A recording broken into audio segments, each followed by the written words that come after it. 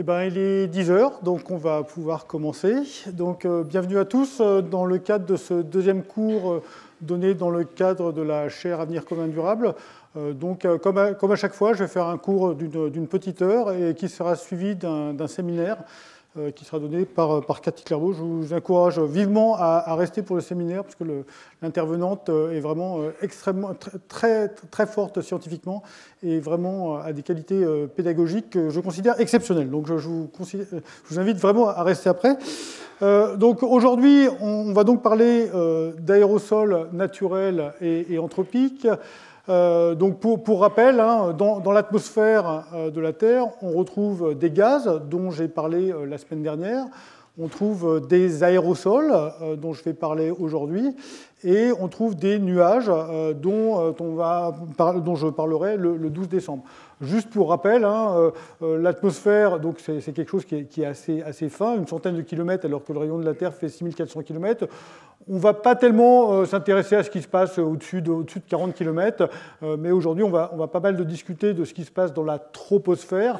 La troposphère, c'est la partie de l'atmosphère qui se situe entre 0 et entre 8 et 15 km suivant les latitudes, avec une température qui décroît avec l'altitude. Et on parlera un petit peu de ce qui se passe dans la stratosphère, où vous voyez que la température est relativement stable avec l'altitude, voire même avec une certaine décroissance. Et en fait, cette zone de l'atmosphère est chauffée par la couche d'ozone dont on vous a parlé pendant le séminaire de la semaine dernière.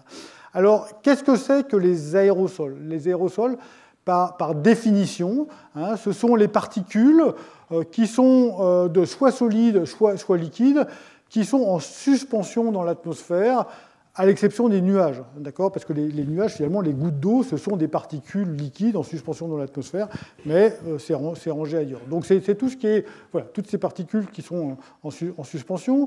Pour vous donner un peu de manière illustrée la dimension, vous avez ici un cheveu humain dont le diamètre de 50 à 70 microns. Un micron, c'est un millième de millimètre, donc 70 microns, ça veut dire que ça fait un peu moins d'un dixième de millimètre. Et donc, les aérosols qu'on va regarder, en fait, ils ont des dimensions quand même assez variables. Vous voyez, c'est trois ordres de grandeur. Les plus gros qui sont à peu près autour d'une dizaine de microns. Et puis les plus petits, au contraire, mille fois plus petits que ça. Alors, c'est quoi? Donc, des aérosols, comme j'ai dit, il y a des aérosols naturels et il y a des aérosols anthropiques. Les aérosols naturels, peut-être le truc le plus spectaculaire, ce sont les tempêtes de sable. Vous savez que régulièrement en France, on a du sable saharien qui arrive du Sahara et qui va se déposer sur les surfaces en France. Donc c'est très visible quand ça se dépose sur les voitures. C'est aussi très visible quand ça se dépose sur la neige. Ça peut d'ailleurs avoir un impact d'accélérer la fonte de la neige. Donc ça, c'est spectaculaire. D'ailleurs, ces poussières sahariennes, en fait, vont traverser, en fonction de la direction des vents, ils peuvent traverser complètement l'Atlantique et venir se déposer sur les îles Caraïbes, voire en Amazonie. Et on pense que, en fait, ça apporte du fer qui est aussi nécessaire au développement qui est utile au développement de la vie.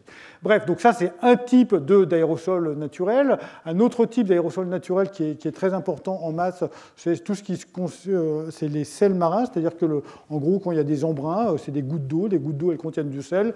Éventuellement, l'eau va s'évaporer et donc il va rester le sel dans l'atmosphère. Le sel, c'est un aérosol. Quelque chose qui est très important aussi, c'est les volcans. Les volcans, lorsque vous avez des éruptions volcaniques, il y a des cendres qui sont émises à différentes altitudes, et en particulier pour les plus grosses éruptions, vraiment les grosses éruptions volcaniques, ces cendres peuvent aller jusqu'à la stratosphère. On y reviendra tout à l'heure, mais dans ces cas-là, ils vont avoir un impact climatique vraiment important. Et puis enfin, dernier exemple, il y en a d'autres, c'est tout ce qui concerne les feux. Alors les feux, il y a des feux naturels, il y a des feux d'origine anthropique, mais là aussi, ces feux sont des sources d'aérosols qui peuvent aller plus ou moins haut. Là aussi, j'y reviendrai tout à l'heure. Et puis des sources anthropiques d'aérosols. On peut penser au transport, et en particulier les moteurs diesel. Vous avez certainement entendu parler des particules qui sont émises par les moteurs diesel. Ces particules, ce sont des aérosols. Voilà, donc ça c'est un exemple. L'industrie aussi est une source d'aérosols, en particulier du soufre qui va se déposer dans l'atmosphère. L'agriculture, donc d'une part simplement par soulèvement d'érosion du sol, peut-être une source d'aérosol, mais les engrais azotés aussi, il y en a une partie qui vont partir dans l'atmosphère et donc qui vont former des aérosols. Les feux, en particulier, tout ce qui concerne le fait de brûler les cultures une fois que la récolte a été faite, c'est une activité qui a été très classique. Enfin, moi, quand j'étais gamin, je me souvenais très bien que les agriculteurs brûlaient les champs. Et puis, c'est maintenant interdit pour des questions de santé, essentiellement, justement pour limiter la production des aérosols dans l'atmosphère. Alors, c'est interdit en France, mais pas du tout partout dans le monde. Donc, c'est encore une grosse source d'aérosols. Le chauffage au bois, qui est parfois considéré comme très écologique, en fait, c'est aussi une grosse source d'aérosols. Et c'est pour ça que ce chauffage il est régulé dans pas mal de villes et aussi dans des vallées alpines. Souvent, c'est la principale source de pollution dans certaines vallées alpines, c'est justement les particules émises par le chauffage au bois. Et puis, alors, quelque chose qui ne nous concerne pas du tout en France, mais il y a pas mal de pays en voie de développement où, en fait, la cuisine ou le chauffage des bâtiments utilise du combustible de très mauvaise qualité, qui est une énorme source d'aérosols avec des impacts sur la santé vraiment, vraiment très importants. Alors pourquoi est-ce qu'on s'intéresse aux aérosols ? Justement, une des raisons pour lesquelles on s'intéresse aux aérosols, ce sont les impacts sur la santé. Les particules vont être, lorsqu'on respire, les particules seront inhalées, et puis en fonction de leur taille, vous voyez ici, il y a plusieurs petits graphiques. Ici, c'est les particules de 10 microns qui vont se déposer très vite, les particules de 2,5 microns qui vont aller plus loin dans les bronches, et puis celles qui font inférieures à 0,1 micron qui vont carrément rentrer dans le système sanguin. Tout ça, c'est vraiment un impact sur la santé très significatif. L'OMS estime que justement cette pollution aux particules, c'est plusieurs millions de morts par an. Donc, concentré beaucoup dans les pays en voie de développement du fait de ce que je vous ai montré il y a un instant. Mais il ne faut pas croire qu'il n'y a pas de problème en Europe. Et même les estimations sont assez variables, mais il n'y a pas de doute que les aérosols, la pollution atmosphérique, conduit à plusieurs dizaines de milliers de morts chaque année en Europe. Donc ça, c'est bien évidemment quelque chose de très important qui conduit justement aux régulations dont je parlais il y a un instant. Il y a aussi un impact sur la visibilité. Donc simplement pour le confort visuel, ça peut être important. On préfère finalement avoir des beaux paysages où on voit loin. Et donc c'est quand même moins bien c'est moins joli en tout cas quand il y a des aérosols qui gênent cette visibilité. Mais ça peut aller jusqu'à une gêne au transport, en particulier sous le vent des feux. Ça peut aller jusqu'à conduire à des accidents quand la visibilité est fortement réduite. Un impact sur le trafic aérien, j'imagine que la plupart d'entre vous se souviennent de la période, il y a une dizaine d'années, lorsqu'il y a eu un volcan en Islande avec une circulation atmosphérique qui était défavorable et qui emmenait les cendres de ce volcan sur l'Europe, et ce qui a stoppé le trafic aérien pendant pas mal de temps. Alors ce sont des événements rares, mais enfin l'industrie aérienne a absolument besoin de surveiller justement les éruptions volcaniques, mais aussi ce qui vient des feux. Les feux peuvent aussi conduire à des aérosols qui vont assez haut dans l'atmosphère. Et puis, bien évidemment, il y a un impact climatique, et c'est quand même essentiellement de ça qui m'intéresse et dont je vais parler aujourd'hui. Et vous allez voir que les aérosols, c'est vraiment quelque chose qui est très significatif sur le climat. Et en fait, si on ne prend pas en compte les aérosols, on ne peut pas comprendre l'évolution des températures au cours du XXe siècle et du début du XXIe siècle. Donc là aussi, j'y reviendrai. Alors pourquoi est-ce que les aérosols ont un impact climatique ? Il y a deux types. Il y a ce qu'on appelle l'impact climatique direct et l'impact climatique indirect. Alors l'impact climatique indirect, il va faire intervenir des nuages. Donc j'y reviens dans la planche suivante. Donc l'impact climatique direct, D'une part, donc le premier impact, c'est que les aérosols, les petites particules, elles diffusent le rayonnement. C'est-à-dire que lorsque le rayonnement solaire arrive sur une zone où il y a des aérosols, et bien ces particules vont renvoyer la lumière un peu dans toutes les directions. Et donc, puisque c'est dans toutes les directions, ben, il y a une partie des directions qui est vers l'espace. Et donc, ces aérosols vont limiter la quantité de rayonnement solaire qui arrive à la surface. Et par conséquent, ça va avoir un effet refroidissant. Donc ça, c'est le premier effet qui se voit très bien, qui est relativement facile à quantifier. D'autre part, quelque chose qui est les aérosols. Donc là, j'ai dit, ça diffuse la lumière. Les aérosols, certains aérosols, ils vont aussi absorber le rayonnement solaire. C'est-à-dire que le rayonnement solaire qui leur arrive dessus, il y en a une partie qui est diffusée dans toutes les directions, mais il y a aussi une partie qui est absorbée, et donc ils vont réchauffer la couche d'atmosphère à laquelle ils sont présents. En réchauffant la couche de l'atmosphère, on va modifier la stabilité, c'est-à-dire qu'on va changer la capacité de l'atmosphère à faire de la convection. Pour qu'il y ait convection, il faut que la température décroisse avec l'altitude. Donc si vous réchauffez en altitude, eh bien, vous limitez cette convection. Et donc ça peut, en fait... Donc ça limite ça, et donc ça va modifier aussi la température au sol en modifiant la convection. Et puis, dernier impact direct, les aérosols, il y a certains aérosols, là encore, qui absorbent la lumière du soleil.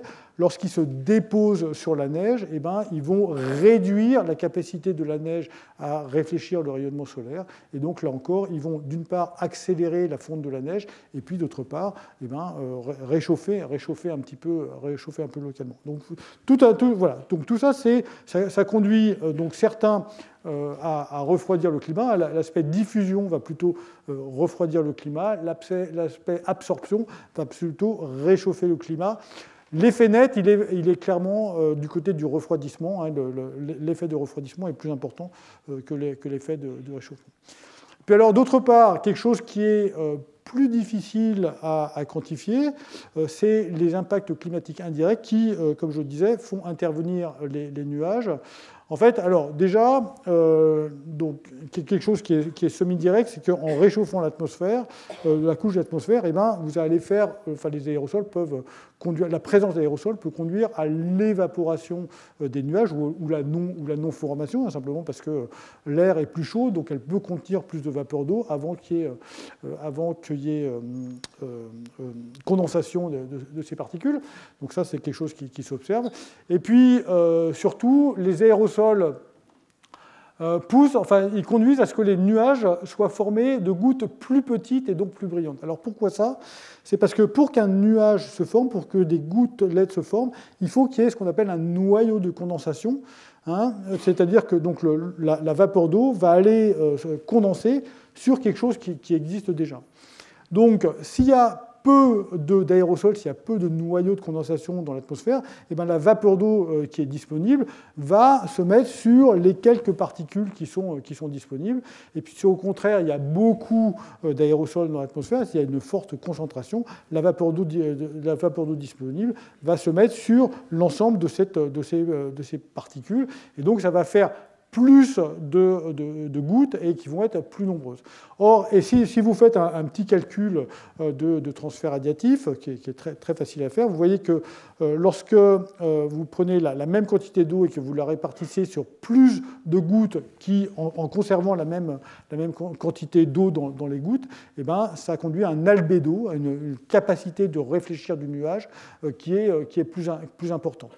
Et puis, donc voilà, si vous mettez des aérosols, si vous mélangez en gros un aérosol avec le nuage, eh bien, vous allez augmenter la brillance du nuage. Et puis d'autre part, évidemment, puisque vous avez modifié la taille des gouttes dans le nuage, vous allez modifier sa capacité à s'agréger les gouttes entre elles, et par conséquent à précipiter ou pas. Donc ça va là aussi avoir un impact sur le cycle de vie des nuages, mais là ça commence à devenir quelque chose qui est compliqué à calculer, difficile à anticiper. Alors, ce truc-là là, que je vous ai expliqué un peu avec les mains, sachez que c'est vraiment, il y a des observations satellites qui sont extrêmement démonstratives. Et donc, en fait, c'est les cas où il y a un bateau qui, avec un carburant qui est pas très propre, hein, souvent les carburants des bateaux contiennent beaucoup de soufre. Et donc, ça fait des particules soufrées dans l'atmosphère qui vont interagir avec la couche nuageuse. Et donc, ça fait faire l'effet que je vous ai raconté il y a 2 minutes. Là, ça va faire des plus petites gouttes et donc des nuages plus brillants.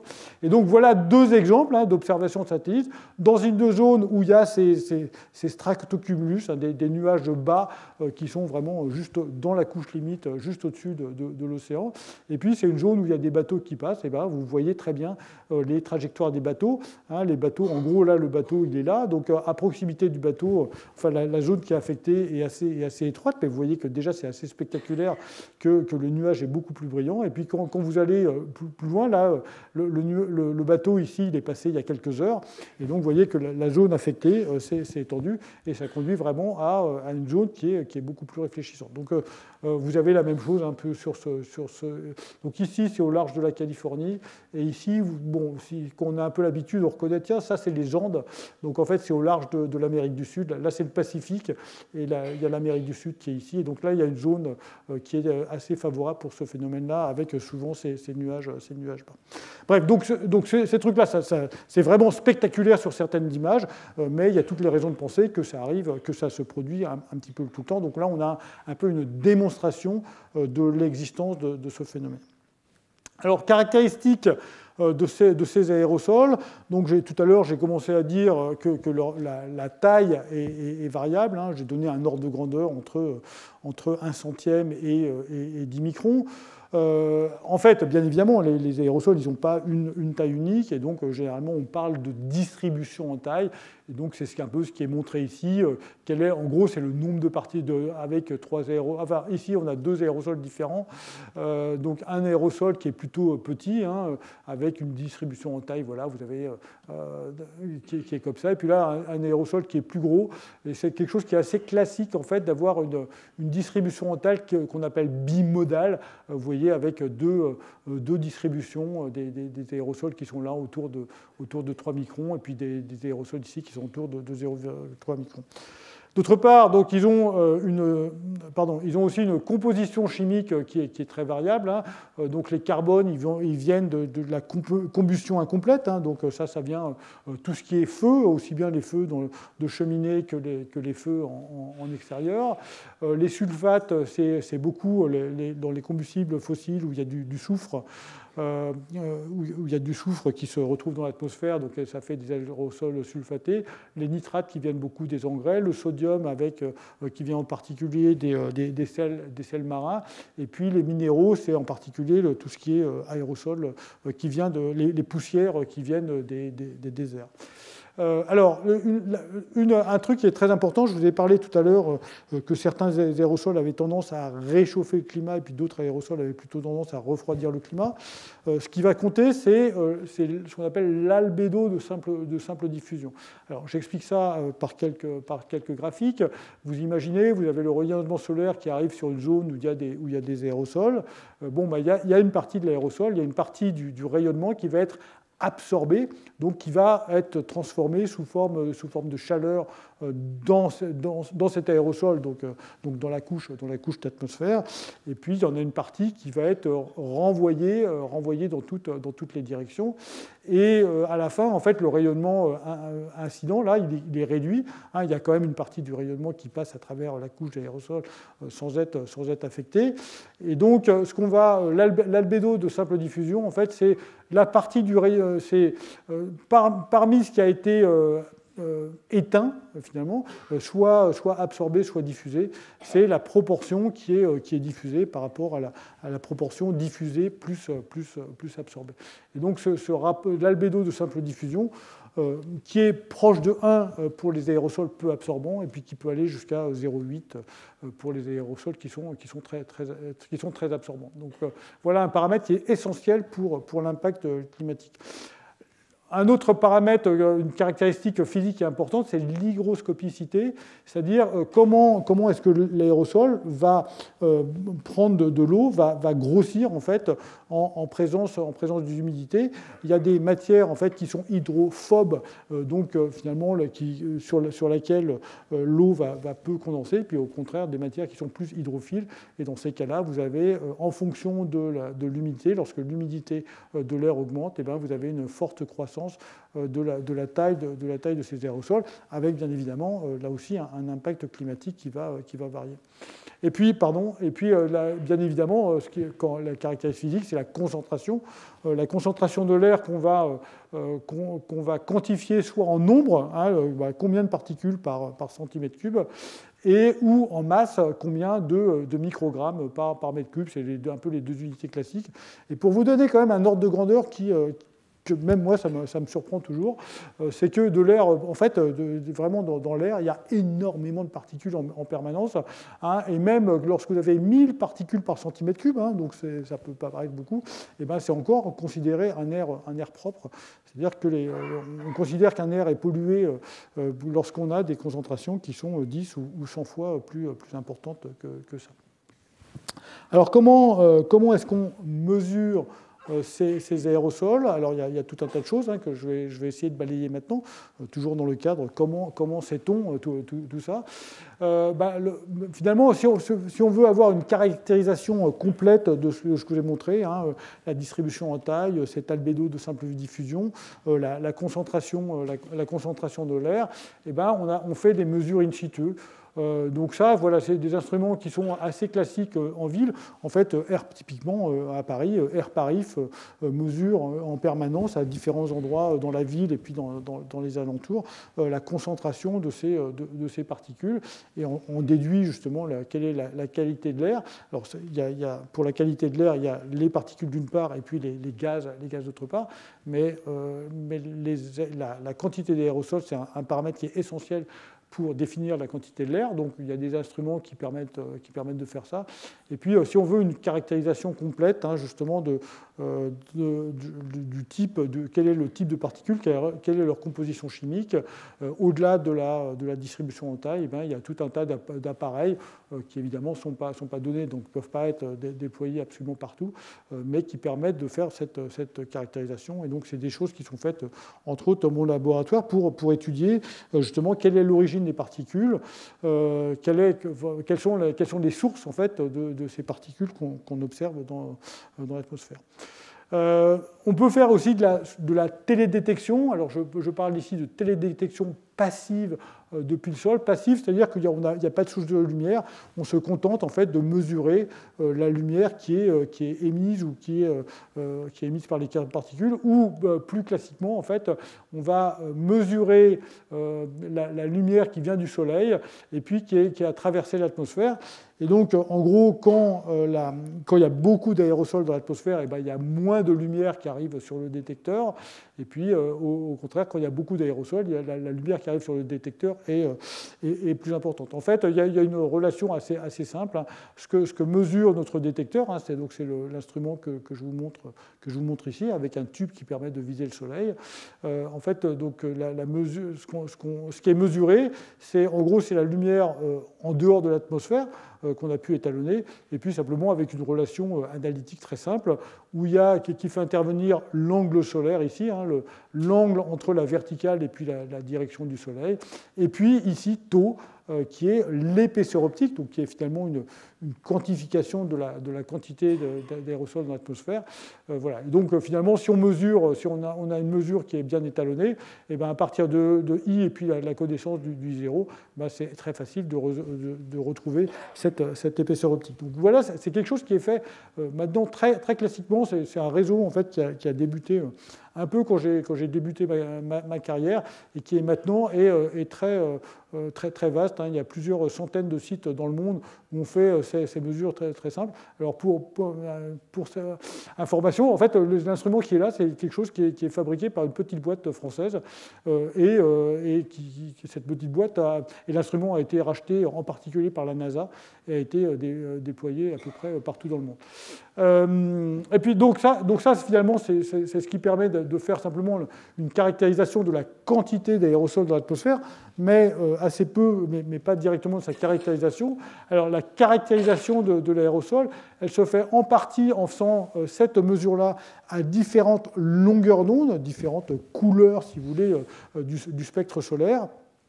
Et en fait, en gros, les gros aérosols vont intercepter la lumière à peu près de la même manière à toutes les longueurs d'onde, et au contraire, les petits aérosols vont intercepter la lumière préférentiellement dans les courtes longueurs d'onde, dans les grandes longueurs d'onde, et pas tellement dans les petites longueurs d'onde. Donc en faisant cette mesure à différentes longueurs d'onde, différentes couleurs, eh ben, on a une première caractérisation de la taille de ces aérosols. Donc tout ça, c'est avec ces mesures directes. Et puis d'autre part, on fait quelque chose qui est un peu plus complexe, c'est-à-dire que l'instrument, là, il va viser en direction du Soleil, et puis ensuite, il va se mettre à tourner en regardant toujours au même angle, mais il va scanner un petit peu l'intensité de la lumière du ciel, le ciel qui va être plus ou moins bleu en fonction de la quantité d'aérosols dans l'atmosphère. Et donc, à partir de cette mesure, en fait, on va mesurer un peu dans quelle direction la lumière est diffusée.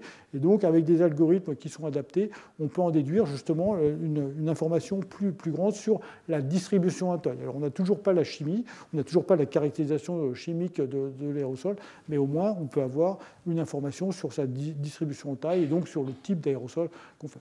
Donc voilà, donc ça, c'est un réseau vraiment très complet qui permet d'avoir au moins sur les terres une connaissance relativement bonne de la distribution des aérosols. Et puis, par contre, vous avez, par contre, avec cette information, vous ne savez pas si votre aérosol il est proche du sol, s'il est à 3 km d'altitude, voire même s'il est dans l'atmosphère. Alors pour ça, on a recours à ce qu'on appelle la télédétection active. Donc active dans le sens où on va émettre de la lumière et ce qu'on va mesurer, c'est la lumière qui va revenir vers le détecteur.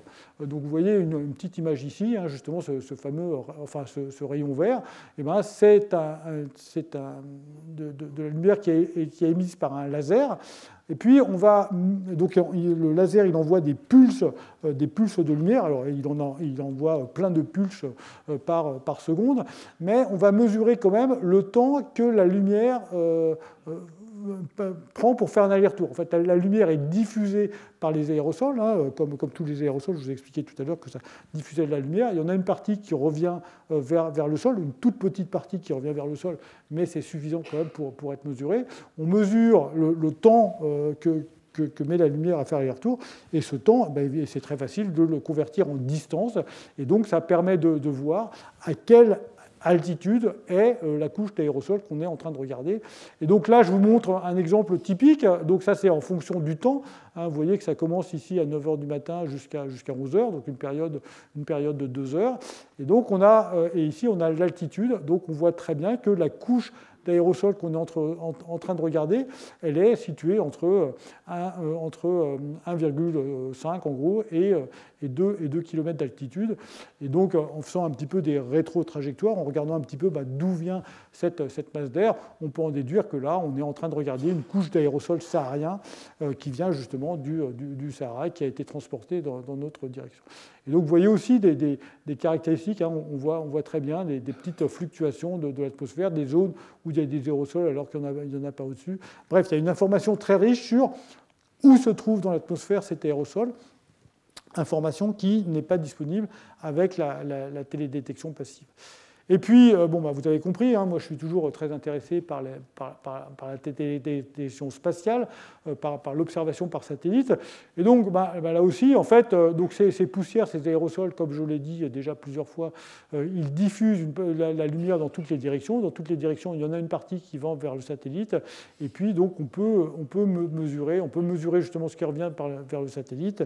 Et puis, là encore, on va faire une mesure à différentes longueurs d'onde pour avoir une connaissance de pour essayer d'en déduire des informations sur les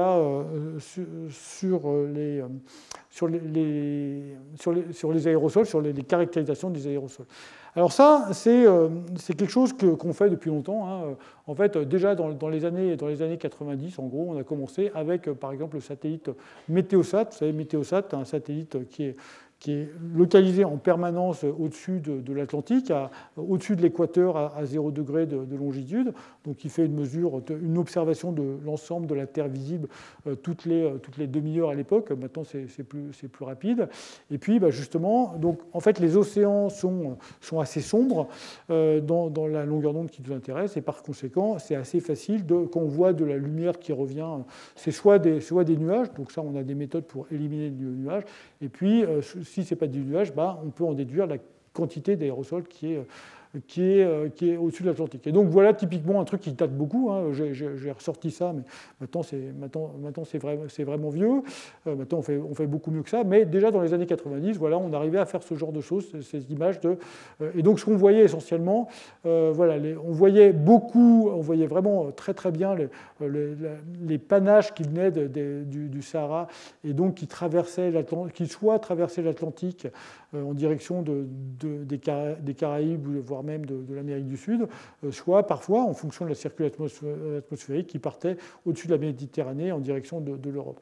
Et puis il y a aussi des périodes, alors ça c'est seulement certaines périodes de l'année, vous avez des feux, ici des feux liés à l'activité agricole, ici et là, avec une période qui n'est pas la même et qui vont être déplacés vers les océans. Et donc on arrive à les voir très bien. Vous voyez qu'en fonction de la saison, les zones où il y a des aérosols ne sont pas les mêmes. C'est lié justement donc d'une part à la circulation atmosphérique et puis d'autre part au fait que les feux liés à l'activité agricole ont une saisonnalité qui est très forte. Un peu plus tard, toujours dans les années 90, mais un peu plus tard, en fait, il y a eu un instrument qui a commencé à avoir plusieurs longueurs d'onde. On fait toujours ce même type de mesure. On regarde le rayonnement solaire qui est diffusé dans l'atmosphère, mais à plusieurs longueurs d'onde. Et donc, on peut en déduire un petit peu ce type d'image, où là, il n'y a pas seulement finalement une première idée de caractérisation de la quantité d'aérosols, mais on va pouvoir dire, tiens, c'est plutôt des gros aérosols ou c'est plutôt des petits aérosols. Vous voyez ici, sur cette représentation graphique, on est plutôt dans les verts quand c'est des gros aérosols et plutôt dans les rouges si c'est des petits aérosols. Et donc, qu'est-ce qu'on voit sur cette image ? Typiquement, il y a toutes les zones qui sont en rouge, c'est les zones où c'est surtout soit de la pollution, soit des aérosols qui sont issus de feu, donc qui sont petits. Et puis, au contraire, il y a des gros sur tous les océans ouverts, on a pas mal des aérosols marins, en gros du sel, et puis les aérosols sahariens qui viennent du Sahara, là, qui traversent l'Atlantique, donc plutôt des gros aérosols. Voilà, donc aérosols de pollution plutôt dans les classes petites, et puis soit les naturels, soit les aérosols marins, soit les aérosols de désert, qui sont plutôt des grosses particules. Et puis un peu plus tard, alors après, il y a eu tout un tas de missions satellites dédiées, vraiment dédiées à l'observation des aérosols. Et en particulier, cette mission-là sur laquelle j'ai été très, très impliqué au cours de ma carrière, où en fait il y a un instrument qui fait des observations multidirectionnelles, je vais y revenir dans un instant, c'est-à-dire que la même cible au sol était observée suivant plusieurs directions. Et donc, ça nous permettait justement de remonter à cette observation. Je vais y revenir. Et puis, il y a eu tout un tas d'autres satellites qui ont été lancés, entre autres pour observer les aérosols. Avec ça, tout ça, ce sont des missions passives. Hein, donc là aussi, ils se contentent d'utiliser la lumière qui est émise, qui arrive en provenance du Soleil puis qui est réfléchie dans l'atmosphère. Et puis, il y a eu aussi des missions actives, hein, toujours avec ce fameux rayon vert là, qui est émis par le satellite. Et puis, le satellite mesure la quantité de lumière qui revient, donc en fonction du temps, ce qui permet d'avoir cette distribution. Là aussi, je vais y revenir. Donc ça, là, je vous montre un petit film, si ça veut bien marcher. Ah, zut. Bon, vous n'aurez pas le film, tant pis, ça ne marche pas. Attendez, je vais voir si ça peut me faire à la main. Voilà, ça marche. Voilà un peu ces mesures. Donc ça, c'est l'observation avec mon fameux le satellite sur lequel j'ai beaucoup travaillé dans ma carrière, qui fait ces fameuses observations multidirectionnelles. Je pense que vous avez vu passer l'Afrique, l'Europe et l'Islande. Ça recommence. Vous voyez l'Afrique ici. Non, pardon, l'Afrique qui arrive, là ça c'est le Sahara. Là, vous voyez l'Espagne, la France ici, l'Angleterre sous les nuages, l'Islande qui arrive là. Et donc, vous voyez que, typiquement, l'Islande, je l'ai observé plusieurs fois, et donc, suivant plusieurs directions d'observation.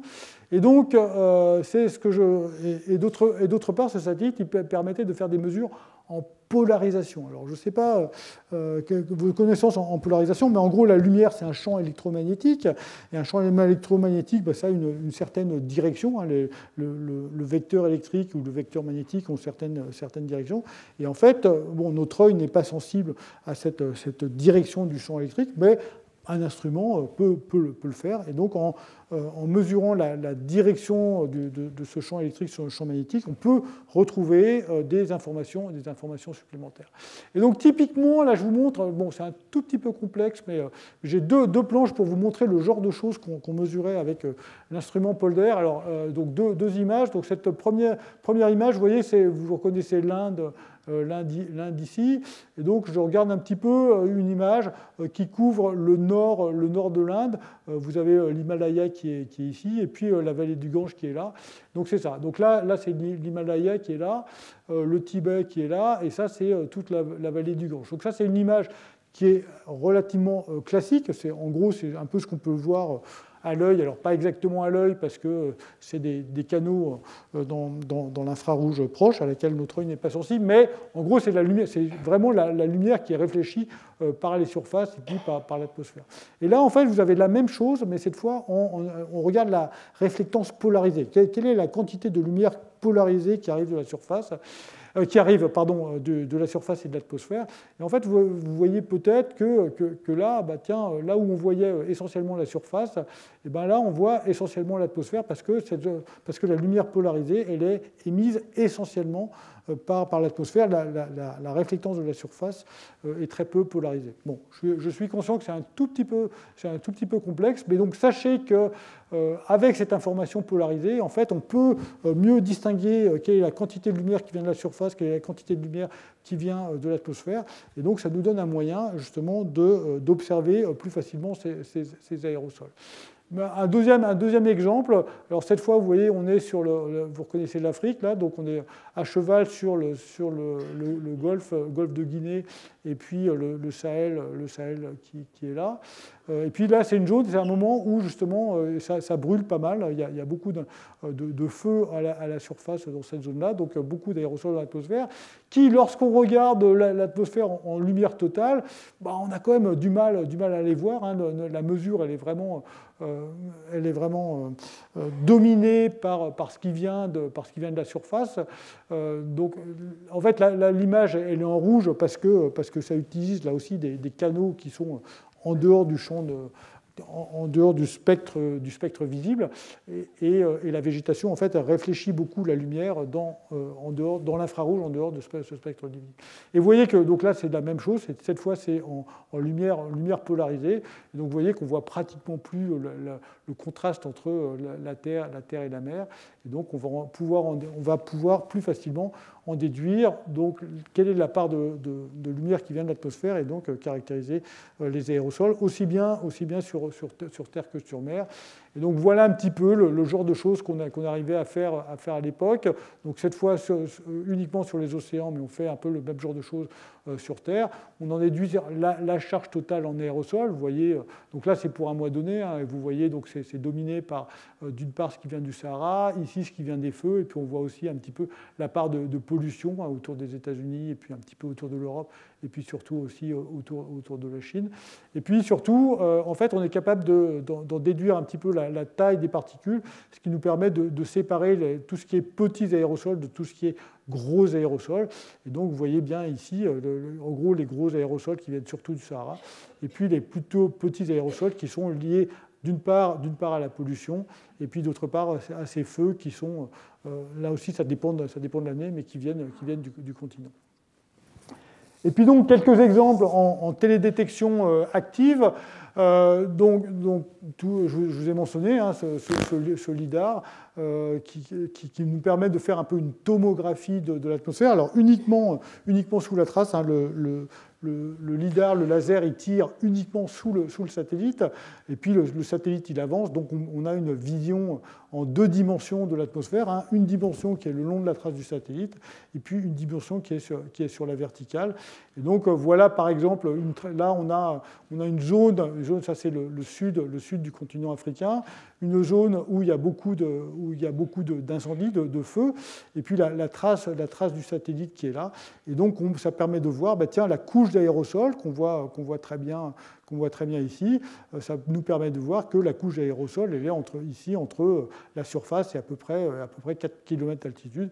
Et puis là, bon, ça on voit des nuages qui sont ici. Donc ça nous permet, voilà, ces instruments nous permettent d'avoir une caractérisation des aérosols sur la verticale. Bon, là, j'avance un peu simplement pour vous montrer, en fait, des feux, il y en a un peu partout sur Terre. Ça dépend de la période. Hein. Ici, on regarde de juillet-août avec beaucoup d'incendies sur ces zones-là, mais aussi, vous voyez, aux États-Unis, au Canada, et puis en Europe de l'Est. Et donc, on peut s'intéresser à ces feux. Une grande question, c'est les aérosols. En fait, est-ce qu'ils restent dans le premier kilomètre? Est-ce qu'ils sont transportés un peu plus haut en altitude parce que le feu il a fourni de l'énergie pour soulever la masse d'air, voire dans quelques très rares cas, lorsqu'il y a vraiment des incendies qui sont extrêmement intenses, le panache en fait, peut s'élever extrêmement haut et aller jusque dans la stratosphère. Et donc c'est ça voilà encore un exemple. Tiens, là on a une image satellite qui nous a permis de détecter la position des feux. Ce sont les points rouges. Et puis bon là j'ai passé pas mal de temps à chercher ce type d'image. On a eu de la chance, là le satellite il est passé juste au bon moment, pile sous le vent de ces feux. Et donc ça nous permet de voir le panache d'aérosol qui est là. Et donc là il n'est pas monté si haut que ça. Vous voyez qu'il est à quelques kilomètres d'altitude. Donc une fois qu'on a, donc à la main on peut faire des choses comme ça, et puis après on peut faire des traitements un petit peu automatiques de ces observations spatiales. Et puis voilà, j'ai regardé un petit peu à quelle altitude étaient transportés les aérosols dans différentes régions du monde. Donc à nouveau, l'altitude de transport dépend d'une part de l'intensité du feu, et puis d'autre part de la stabilité de l'atmosphère. Si l'atmosphère est très stable, c'est-à-dire que si le profil de température il varie peu avec si l'altitude varie peu avec l'altitude, l'air est stable et donc l'aérosol va rester dans les basses couches.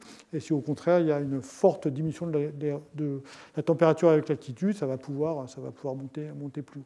Donc voilà ce genre de choses qui nous permet vraiment de caractériser la distribution des aérosols, non seulement dans l'espace, mais aussi sur la verticale.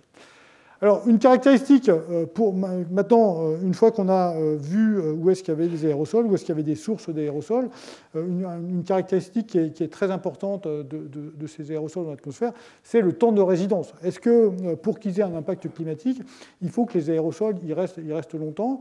Et donc, en fait, les aérosols ils sont illimités de l'atmosphère, d'une part simplement parce qu'il y a la gravité, hein, donc ils sont lourds, donc ils tombent dans l'atmosphère, plus ou moins vite, et donc ils font se déposer au sol, c'est ce qu'on appelle la précipitation sèche. Quoi. Donc ça, c'est la sédimentation sèche. Alors ça, c'est significatif pour les grosses particules. Les grosses particules, effectivement, leur poids est important, et donc elles vont retomber au sol. Par contre, c'est absolument pas efficace pour les particules plutôt dans le range des petites. Et donc là, ce qui va être efficace, en gros, c'est l'interaction avec les précipitations. En gros, quand la précipitation va entraîner ces particules, et donc elles vont se déposer au sol à l'intérieur de la goutte d'eau. Et donc, ça, ce processus-là, qui est quand même pour les petits aérosols, qui est vraiment le procédé le plus efficace, ça ne peut marcher que si les aérosols sont assez bas dans l'atmosphère, c'est-à-dire s'ils sont en dessous des nuages qui vont précipiter. Et c'est pour ça que la hauteur d'injection des aérosols est très importante, parce que lorsque les aérosols sont injectés au-dessus de la météorologie, d'une certaine manière, eh ben, ils vont rester beaucoup plus longtemps et par conséquent, ils vont avoir un impact climatique qui est important. Donc typiquement, le temps de résidence moyen, il est de 7 à 10 jours dans la troposphère. Vous vous souvenez, la troposphère, c'est la couche d'atmosphère qui est entre 0 et 10 km. Maintenant, c'est très très différent pour les aérosols qui sont injectés dans la stratosphère. Alors, les aérosols qui vont dans la stratosphère, c'est essentiellement lié aux éruptions volcaniques. Et c'est aussi un petit peu, dans de rares cas, mais il y a quand même des cas qui sont documentés, dans les plus gros incendies, lorsqu'il y a des feux de forêt extrêmement intenses, il peut y avoir suffisamment d'énergie qui est donnée au panache pour qu'il monte jusque dans la stratosphère. Donc si on regarde un peu la quantité d'aérosols dans la stratosphère, là vous avez un graphique qui commence en 1980 et qui termine en 2020. Vous voyez que c'est quand même assez variable. Attention qu'ici c'est une échelle logarithmique. Donc ici on a pris un facteur 10, on a pris un facteur 10 sur la quantité d'aérosols. C'est toujours lié à des éruptions volcaniques, avec la plus grosse, donc l'éruption du Pinatubo en 1992. Il n'y a pas eu de grosses éruptions depuis, il y a eu quelques petites éruptions, mais vraiment rien de comparable à ce qu'on a eu avec le Pinatubo. Et puis avant ça, il y avait le Elchinchon aussi, en 1984, sauf erreur, le Ruiz, voilà. Et donc, en fait, on peut regarder, du coup, ça nous informe, en particulier, en fait, l'éruption du Pinatubo nous a beaucoup appris sur la dynamique de ces aérosols dans la stratosphère. Ça a été très, très utilisé. Il y avait déjà des instruments spatiaux pour faire ça. Et donc, si on fait un petit peu un zoom là-dessus, à quelle vitesse, en fait, ça a décru, et ben, on retrouve que, en gros, il y a un temps de résidence qui est de l'ordre de 26 mois, donc un peu plus, enfin, de l'ordre de grandeur, c'est 2 ans. En 2 ans, il y en a les deux tiers qui ont disparu. Donc vous voyez que ça n'a rien à voir. Les aérosols dans l'atmosphère, ils vont rester 7 à 10 jours. Les aérosols dans la stratosphère, ils vont rester pratiquement 2 ans. Vous allez voir dans un instant pourquoi c'est important. Alors maintenant, en fait, vous avez vu, on a des observations in situ, on a des observations de télédétection au sol, on a des observations de télédétection spatiale. Et ben aujourd'hui, il y a des services, un peu des services opérationnels, en fait, un petit peu comme la météorologie, qui assimilent l'ensemble de ces observations. Donc on a des informations sur la présence des aérosols, et puis on connaît la dynamique de l'atmosphère, et donc on peut prévoir comment les aérosols vont se déplacer dans l'espace, comment éventuellement ils vont être éliminés par les nuages. Et donc ça permet de faire de la météorologie en fait, des aérosols. Et donc voilà, là c'est juste une image qui a été fournie par ce service opérationnel de l'Union européenne qui s'appelle CAMS, et donc qui fait justement ces prévisions d'aérosols. Et là, c'était un cas où il y avait des incendies au Portugal, et donc ça permettait de prévoir quelle était la trajectoire des aérosols qui étaient émis par ces incendies. Mais donc voilà, sachez que aujourd'hui, on a une caractérisation complète, tridimensionnelle des aérosols en permanence, grâce au service d'assimilation. En fait, on va assimiler les observations dans un modèle de transport atmosphérique. Et donc ça nous permet, là pour le coup, on combine un petit peu notre connaissance a priori sur le type d'aérosols qui sont émis, sur leur distribution, et donc on peut en déduire finalement ces distributions globales des différents types d'aérosols. Alors ça, c'est des moyennes annuelles, mais en fait, ce genre de choses est fait en quotidien, voire heure par heure. Et donc, on connaît un petit peu là où se trouvent, par exemple, les aérosols qui sont plutôt liés à la pollution, les sulfates, les aérosols qui sont plutôt liés au feu, enfin aux incendies, enfin aux feux agricoles ou aux feux de forêt, et puis les poussières sahariennes ici, et puis la suie qui est là aussi liée au feu. Donc voilà, on fait ce genre de choses, on a une connaissance meilleure. Maintenant, il faut reconnaître qu'il y a encore pas mal d'incertitudes parce que la caractérisation, l'observation des aérosols, ça marche dans certains cas. Dès qu'il y a des nuages, ça marche moins bien. Il y a quand même des incertitudes sur comment les aérosols et les nuages interagissent. Donc, il y a plus d'incertitudes sur la présence d'aérosols que sur la présence de nuages ou sur les précipitations, par exemple. Alors, quel est l'impact climatique? Je vais en parler un peu plus, pas mal dans mon prochain cours, mais très, très rapidement. Voilà. Aujourd'hui, les gaz à effet de serre, donc ça c'est une quantification en fait de l'impact humain sur le climat, avec en gros, bon, c'est quantifié en watts par mètre carré, avec en gros l'effet réchauffant des différents gaz à effet de serre. Et puis, vous voyez, ce qu'on a ici, en fait, c'est l'effet des aérosols. Alors, l'effet des aérosols, vous voyez qu'il est essentiellement refroidissant. En particulier, ça, c'est les sulfates, ça, c'est les carbones organiques. Et puis, il y a quand même aussi les carbones suie, qui, lui, a pour le coup un impact réchauffement. Mais vous voyez que globalement, l'impact des aérosols, il est plutôt refroidissant, donc il va plutôt compenser en partie l'impact des gaz à effet de serre. J'y reviendrai un peu longuement dans mon prochain exposé. Et donc, ce qui est quand même important, peut-être, c'est que aujourd'hui, on a, pour des aspects de santé, on cherche à diminuer, enfin, il y a des politiques publiques qui cherchent à diminuer nos émissions d'aérosols, en particulier les aérosols sulfatés, mais aussi les aérosols carbonés. Quand il y a ces mesures qui disent on n'a plus le droit d'avoir des foyers ouverts, on n'a pas le droit de se chauffer avec un foyer ouvert, ou on n'a plus le droit de brûler les résidus agricoles, c'est des choses qui sont faites dans un objectif de santé publique, avec vraiment des résultats. La qualité de l'air au point de vue quantité d'aérosols a fortement diminué dans les pays industrialisés. Ce n'est pas du tout le cas ailleurs, mais dans les pays industrialisés, c'est le cas. Il y a eu des mesures récentes qui visent à diminuer la quantité de soufre qui est émise par les bateaux aussi. Je vous ai montré tout à l'heure des images avec l'impact des bateaux. Il faut bien voir que finalement, en ayant ces politiques publiques, on va réduire cet effet-là.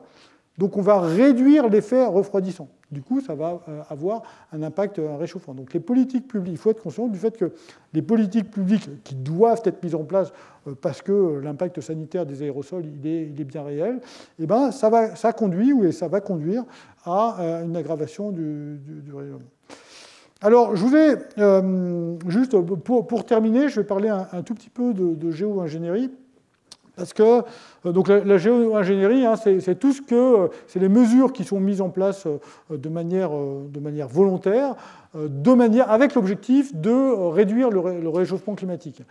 Donc il y a tout un tas de mesures, et mon objectif, ce n'est pas de vous faire un panorama complet ici. Simplement, je vous dis que la mesure qui est la plus crédible, en fait, parmi celles qui sont proposées, c'est d'aller injecter des aérosols dans la stratosphère. Alors pourquoi est-ce qu'on les injecte dans la stratosphère? Parce que vous avez vu, je vous ai expliqué que si on met des aérosols dans la stratosphère, ils vont rester longtemps, donc ils vont avoir un impact climatique réel. Si on met des aérosols dans la troposphère, le problème c'est qu'ils vont y rester seulement quelques jours, et donc leur impact à terme il va être plus faible. Donc finalement, on peut dire que c'est une solution basée sur la nature, parce qu'on est juste en train de faire l'équivalent de ce que la nature nous fait lorsqu'elle fait ces grosses éruptions volcaniques.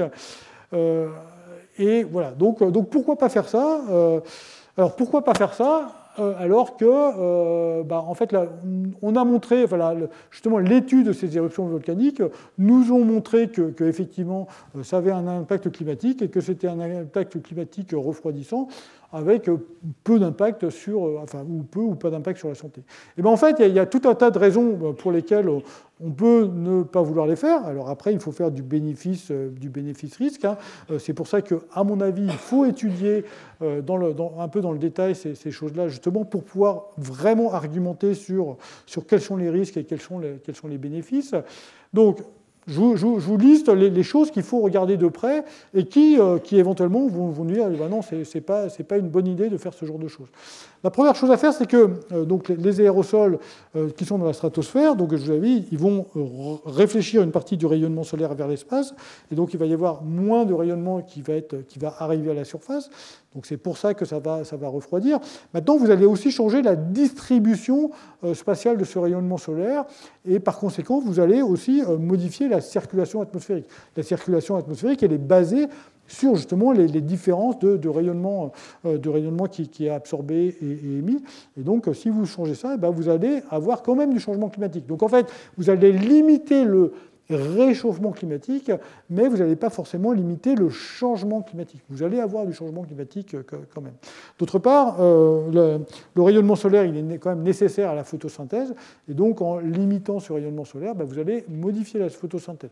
Alors ensuite, là aussi, ce n'est pas complètement clair quel va être l'impact net, parce que vous limitez le rayonnement direct. Par contre, vous allez augmenter le rayonnement qui vient de toutes les directions. Et il y a quand même des études qui montrent que ce rayonnement qui vient de toutes les directions, mais il est plutôt plus favorable à la végétation que le rayonnement direct qui est trop intense. Bref, donc il y a encore pas mal d'incertitudes dessus.